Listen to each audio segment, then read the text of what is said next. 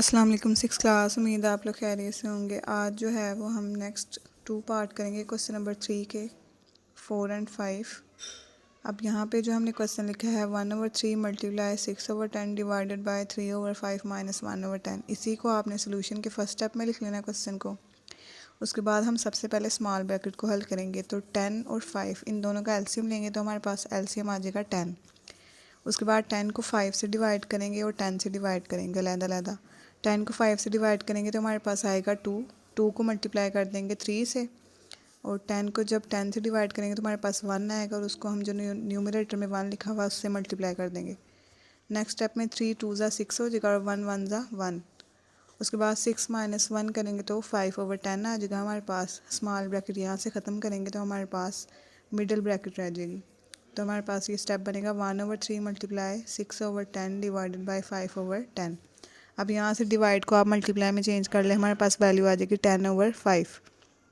अब वैल्यू इस तरह आ रही है 6/10 मल्टीप्लाई 10/5। तो यहाँ एक 10 जो है वो डिनोमिनेटर में है और एक न्यूमरेटर में है, तो 10 आपस में कैंसिल हो जाएंगे, हमारे पास वैल्यू बचेगी 6/5। तो मिडल ब्रैकेट से हम 6/5 को भी बाहर निकाल लेंगे तो हमारे पास वैल्यू आ जाएगी 1/3 मल्टीप्लाई 6/5। अब न्यूमरेटर से मल्टीप्लाई करते हैं और डिनोमिनेटर को डिनोमिनेटर से। 1 को मल्टीप्लाई करेंगे 6 से और 3 को मल्टीप्लाई करेंगे 5 से।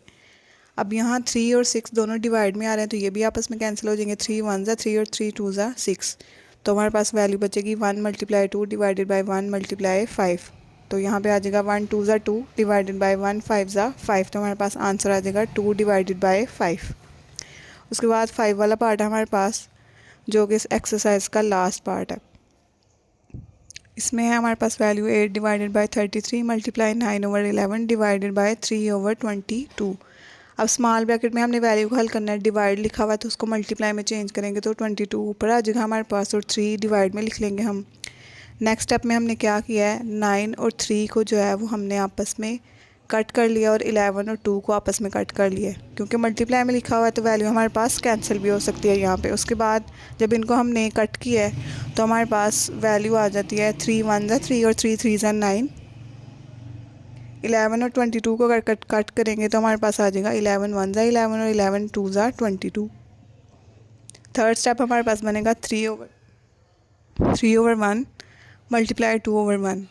तो यहाँ से दोनों के डिनोमिनेटर में 1 आ रहा है तो वो हम नेक्स्ट स्टेप में नहीं लिखेंगे तो हमारे पास वैल्यू आ जाएगी 3 मल्टीप्लाई 2।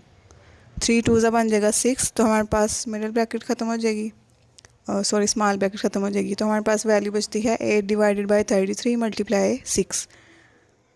अब यहाँ पे जो 6 है और 33 है ये दोनों आपस में वैल्यू आ रही हैं डिवाइड में, क्योंकि एक न्यूमरेटर में है और एक डिनोमिनेटर में है। तो 6 और 33 आपस में कैंसिल हो जाएंगे 3 के टेबल से। 3 2 ज़ा 6 और 3 11 ज़ा 33। तो 8 डिवाइडेड बाई 11 मल्टीप्लाई 2 हमारे पास वैल्यू आ जाएगी। अब न्यूमरेटर को न्यूमरेटर से मल्टीप्लाई करेंगे, वो वैल्यू आ जाएगी 8 मल्टीप्लाई 2 डिवाइडेड बाई 11। 8 2 ज़ा 16 डिवाइडेड बाई 11। तो हमारे पास आंसर आ गया 16/11। ये इस एक्सरसाइज के क्वेश्चन थे। क्वेश्चन नंबर 3 के 5 पार्ट। उसके बाद MCQs हैं रिव्यू एक्सरसाइज के, इनको आपने टिक कर लेना है या सर्कल करना है बुक पे, ये सिर्फ लर्न करने के लिए हैं।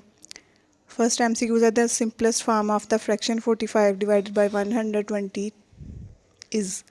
अब यहाँ पे 45 और जो 120 दिया हुआ है हमारे पास वैल्यू, इसको हम कैंसिल करते जाएंगे। कैंसिल करने के बाद हमारे पास जो फाइनल आंसर आएगा वो आएगा 3/8।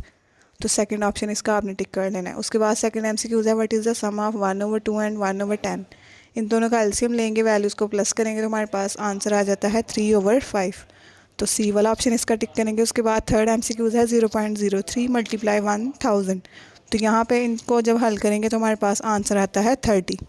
उसके बाद 14 जो 4 वाला हमारे पास MCQ है 14 plus absolute value of -8 minus and absolute value of +7। तो ये हमारे पास आंसर आता है 15। फर्स्ट ऑप्शन टिक कर देंगे इसका। उसके बाद 5 वाला MCQs है the commutative law of addition of 2 integers A and B is. तो यहाँ पे हमारे पास जो कम्यूटेटिव लॉ ऑफ एडिशन है वो है A + B = B + A। Second वाला ऑप्शन इसका हमने टिक कर दे रहे हैं। तो आपका आज का यही काम है। MCQs जो है वो आपने सिर्फ याद करने और बुक पे टिक कर लेने हैं, और जो दोनों क्वेश्चन है वो आपने अपनी नीट कॉपीज़ पे होमवर्क करना है।